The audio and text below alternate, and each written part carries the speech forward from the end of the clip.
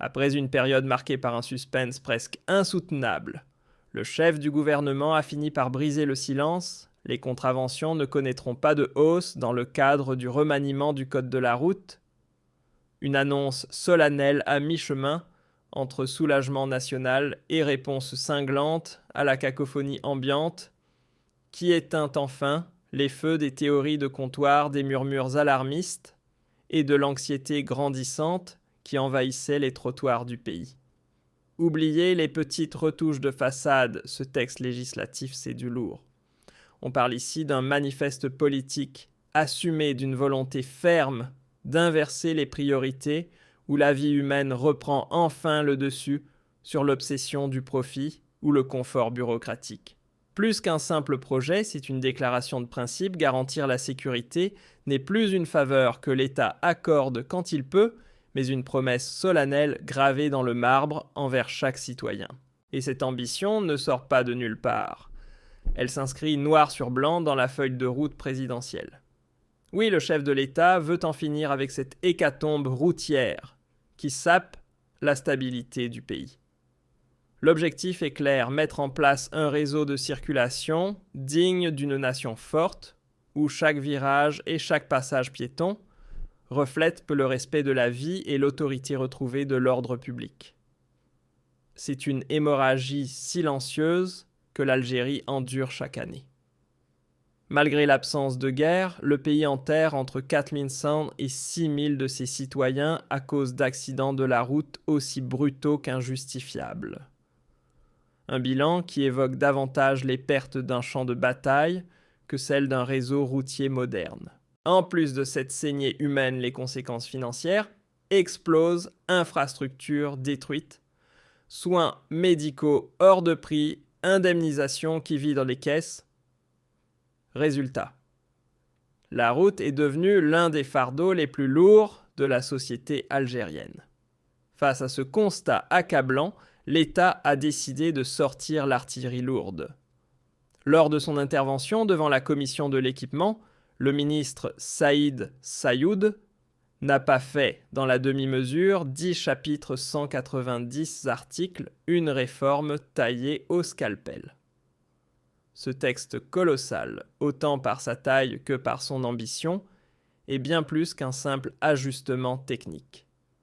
C'est une refonte totale du système pensé pour aller au cœur du problème. C'est un vrai coup de balai dans les vieux réflexes législatifs.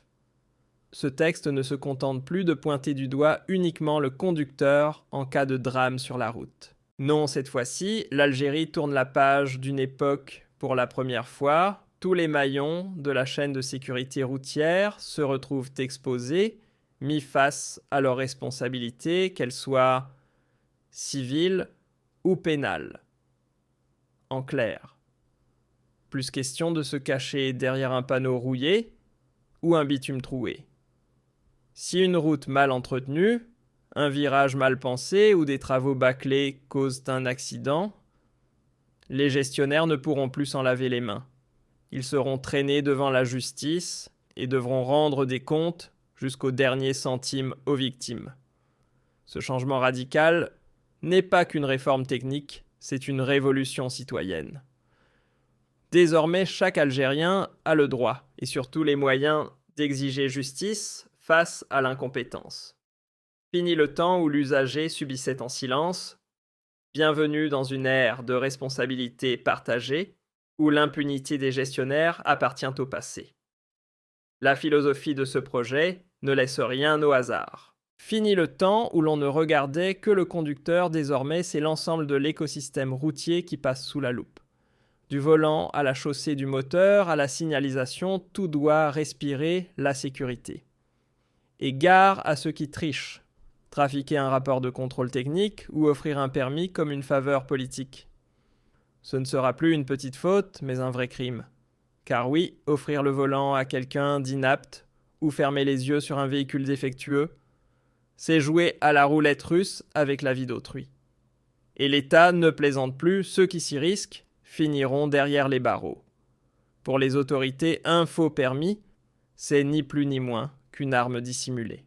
Alors pour verrouiller le système et couper court aux magouilles, La solution est claire, tout passe au numérique. Amendes réglées en ligne, contrôle dopé à la technologie détecteur de drogue au barrage et balance high-tech pour surveiller les camions. L'Algérie appuie sur Reset et entre de plein pied dans l'ère du transport intelligent. Grâce à une digitalisation musclée, l'Algérie se dote d'un cerveau numérique capable de scanner ses routes en temps réel. Les zones à haut risque. Repérées, instantanément traitées méthodiquement. C'est bien plus qu'un gadget high-tech.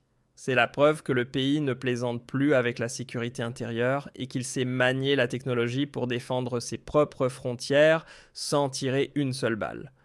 Mais cette montée en puissance ne se limite pas à l'asphalte. En parallèle, l'État surfe sur une vague ascendante sur le plan géopolitique. Croissance affirmée, ambition retrouvée et volonté claire de répondre aux besoins concrets des citoyens, à commencer par un parc automobile plus jeune et des pièces de rechange fiables, disponibles et surtout conformes. Et là, pas de demi-mesure, quiconque ose importer ou fabriquer de la camelote mécanique se heurtera à la loi aussi tranchante qu'un scalpel. L'Algérie trace une ligne rouge nette, protéger la vie des gens ne doit jamais entrer en conflit avec les intérêts commerciaux. Sécurité d'un côté, droit des transporteurs de l'autre, l'équilibre est fin mais essentiel.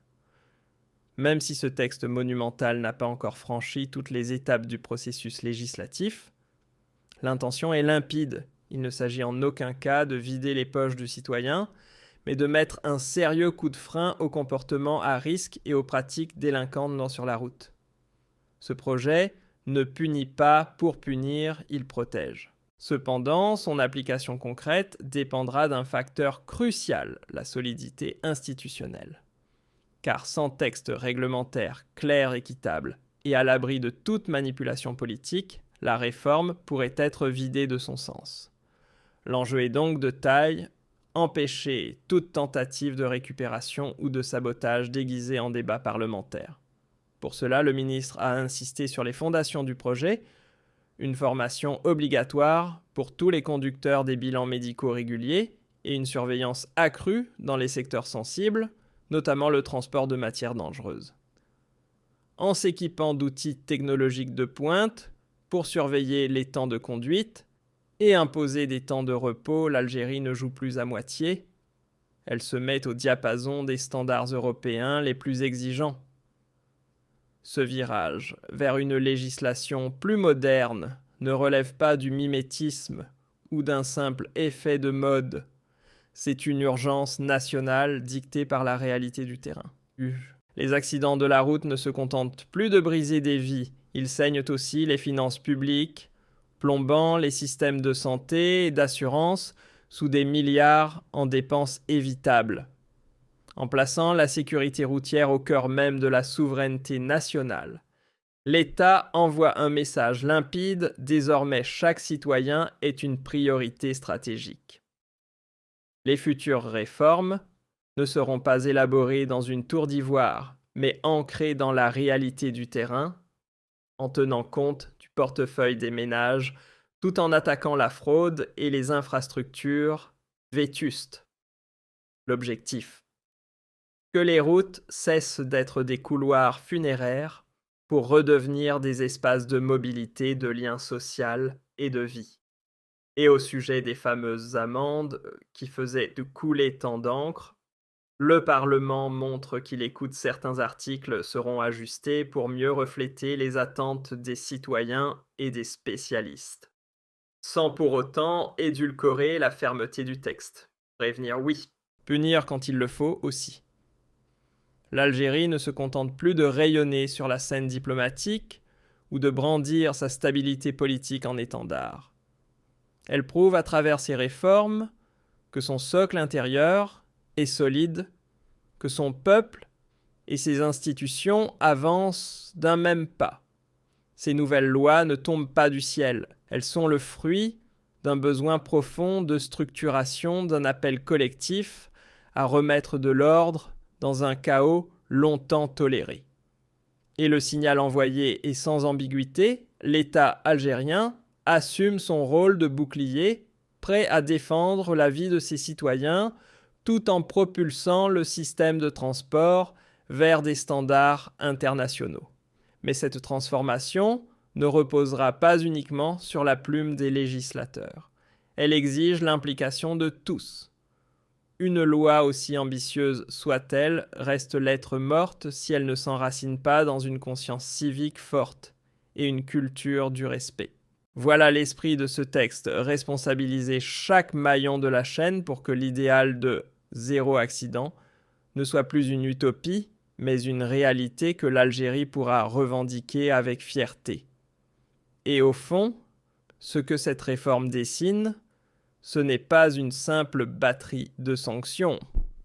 C'est une nouvelle alliance entre l'État et ses citoyens.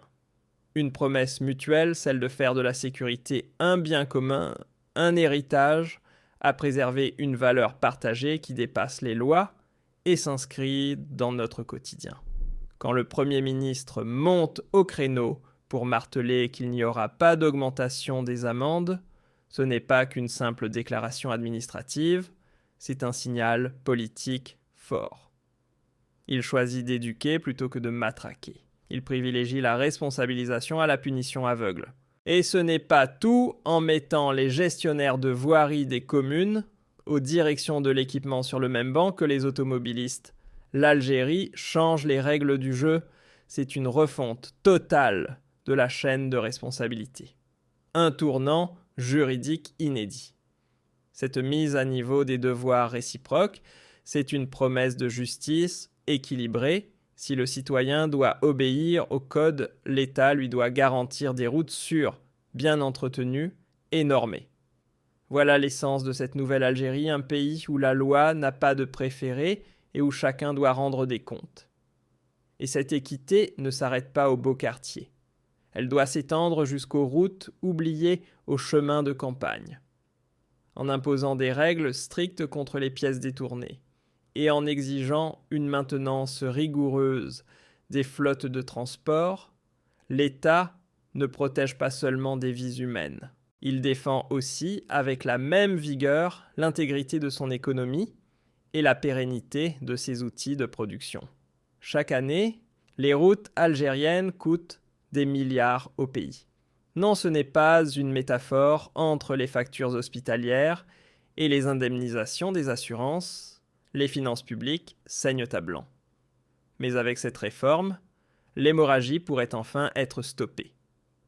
L'argent englouti dans les tragédies routières pourrait être redirigé vers l'essentiel, construire, moderniser, investir intelligemment.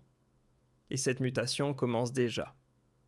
Le passage au paiement électronique des amendes et la digitalisation complète des dossiers de contrôle technique ne sont que les premières pierres d'un édifice bien plus grand, une Algérie connectée intelligente, où la ville et les transports fonctionnent au rythme de la transparence. Moins de passe-droit.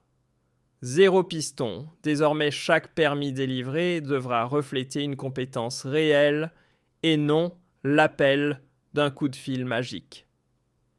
Mais au-delà des frontières nationales, cette réforme parle aussi au monde. En calquant ces normes de sécurité routière sur les standards internationaux les plus exigeants, l'Algérie se positionne clairement comme un futur hub logistique à la croisée de l'Afrique et de la Méditerranée. Car une route bien sécurisée, ce n'est pas qu'un luxe national, c'est un aimant pour les flux commerciaux, les voyageurs et les investissements. Et par cette démonstration de contrôle de rigueur et de droit, l'État algérien affirme une chose, il est aux commandes. Et il entend bien le faire savoir, bien le faire